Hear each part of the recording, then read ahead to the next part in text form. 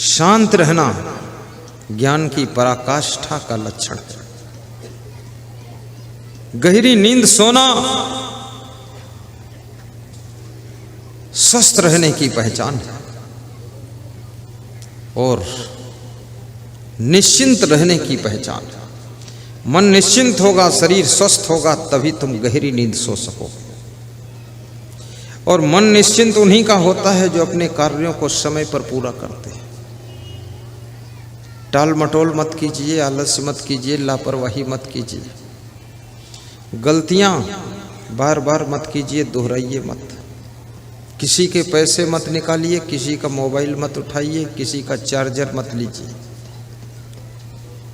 2-4 हजार का सामान ले लोगे, लेकिन वो 2-4 हजार देने के बाद भी वो शांति, वो चैन, वो निश्चिंतता नहीं मिलेगी जो 2-4 हजार की चोरी करने से टेंशन मिली, चिंता मिली, भय मिला, घबराहट मिली, असमंजस मिला, अशांति मिली।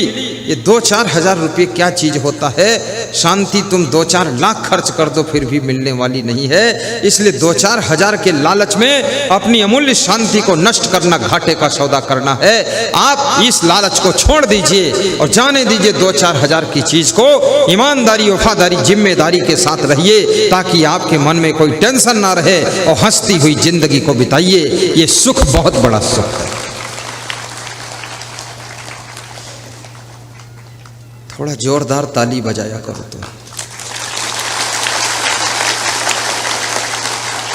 तुमको मालूम नहीं है कि तुम बिहार में बैठे हो।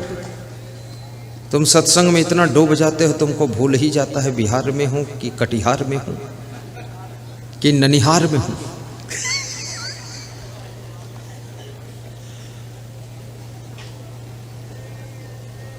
कई बार मैं भी आपके प्रेम में भूल जाता हूं कि मैं कहां हूं।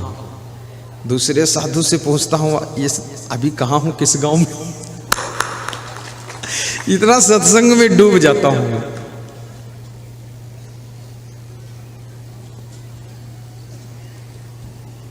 हे नाथ अब तो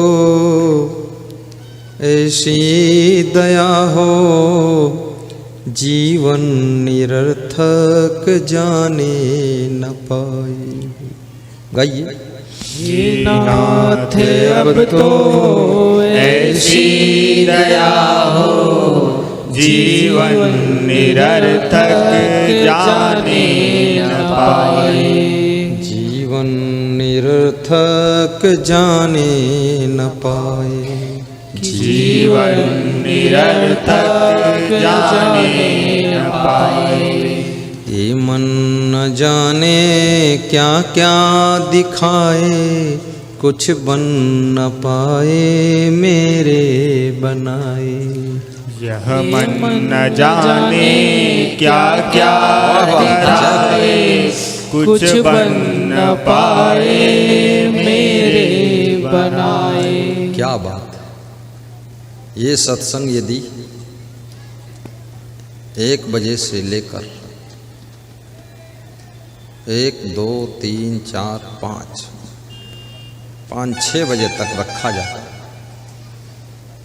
1 से 6 बजे तक, 1 से 5 बजे तक, 4 घंटे लगातार मैं सुनाता है।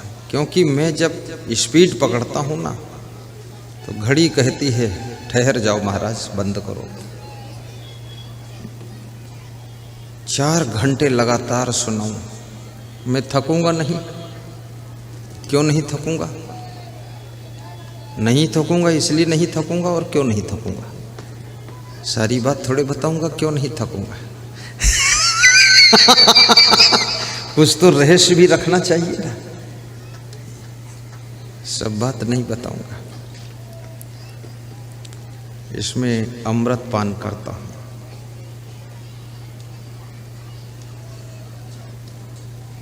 घोंट घोंट कर पानी, रुक रुक कर बानी। क्यों नहीं थकूंगा? ये जो बीच बीच हंसता हूं ना, और तुमको हंसाता हूं, हंसता हूं और हंसाता हूं, इसलिए न थकता हूं न थकाता हूं। न तुम थकोगे न हम थकेंगे, क्योंकि तुम हंसोगे हम हंसेंगे, हम हंसेंगे तुम हंसोगे, और खूब हंसोगे तो गुरुदेव के प्रेम में फंसोगे।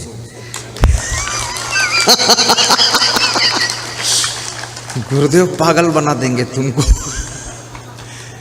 और गुरुदेव भी तुम्हारे साथ पागल हो जाएंगे। भक्ति में पागल होना भी ज्ञान को प्राप्त होना है। गुरुवर तुम्हारी वाणी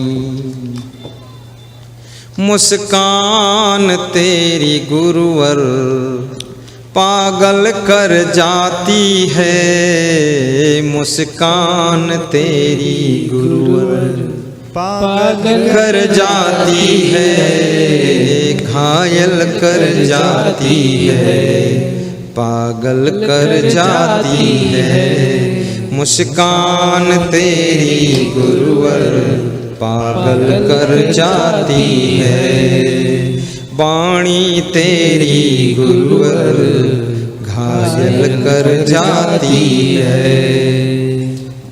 भगवान राम मुस्कुराते थे। राम ने कहा है जिंदगी के संघर्ष तुमको पराजित नहीं कर सकते हैं। यदि तुम्हारे मुखमंडल पर मुस्कान सदैव रहेगी तो संघर्ष विराम ले लेंगे, लेकिन तुम्हारी विजय होगी। भगवान कृष्ण हंसते थे और कहते थे जब तक तुम हंसते रहोगे तब तक तुम हारोगे नहीं, इसलिए हंसो। हंसने से जीत का जन्म होगा। आपने घोड़े को देखा होगा,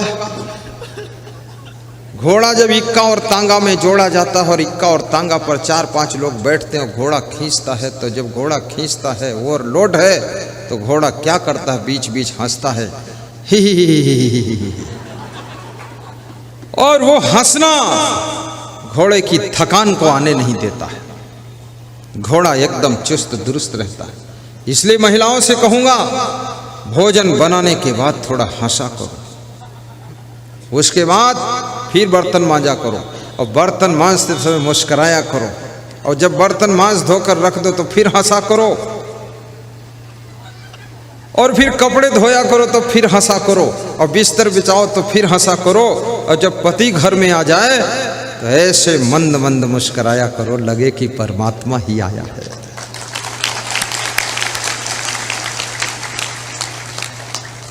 तुम भी घर में प्रवेश करो तो मुस्कुराते हुए प्रवेश करो, हंसते हुए प्रवेश करो।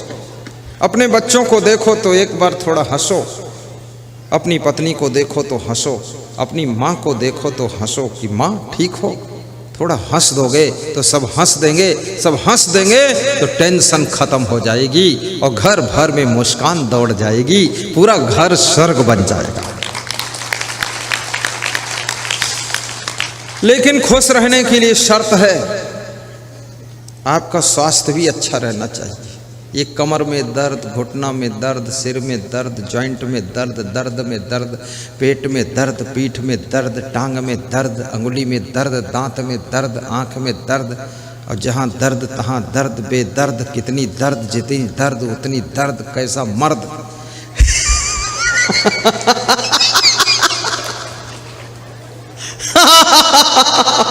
इतनी दर्द। मैं लखनऊ में सत्संग करने गया तो वहाँ एक महंत भजन गा रहा था कि गुरुजी पिलाई दे ज्ञान की बूटी, दर्द मोरे नस नस में। तो मैंने कहा दर्द नस नस में है, मुंह में पिलाऊंगा तो नस वाली दर्द कैसे जाएगी थी। गा रहा था। वास्तव में हर व्यक्ति की जिंदगी में दर्द है। कभी परिवार की ओर से दर्द दुख रहता है, कभी समाज की ओर से दर्द दुख, कभी स्वास्थ्य की ओर से दर्द दुख, और कभी रिश्तेदारों की ओर से दर्द और दुख रहता है, और कभी आपकी गलत डिसीजन के कारण जिंदगी में दर्द दुख पैदा होता है, और कभी याद रखना बेईमान लफंगों के कारण दर्द दुख पैदा होता है, और कभी कभी आपकी भूल के कारण दर्द दुख जिंदगी में पैदा होता है।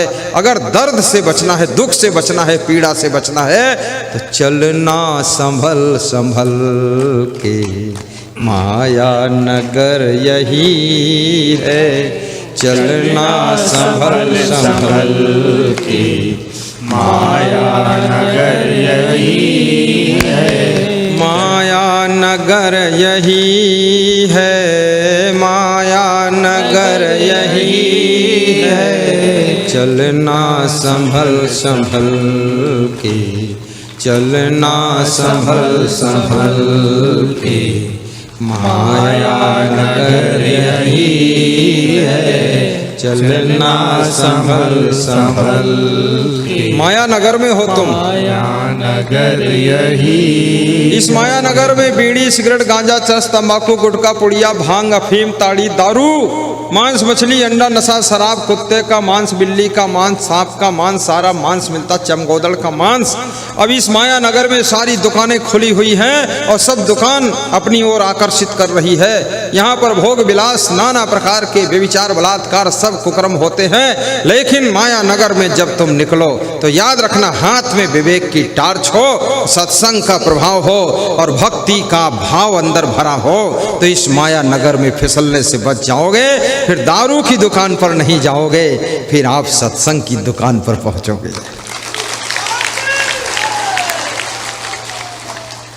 दो आदमियों ने जय बोला है, दूसरे दिन जय मिली है। कल तो ऐसे ही चला गया, आज भी दो आदमी बोले हैं। तो एक तो जोर से बोला, दूसरा बोलता हो।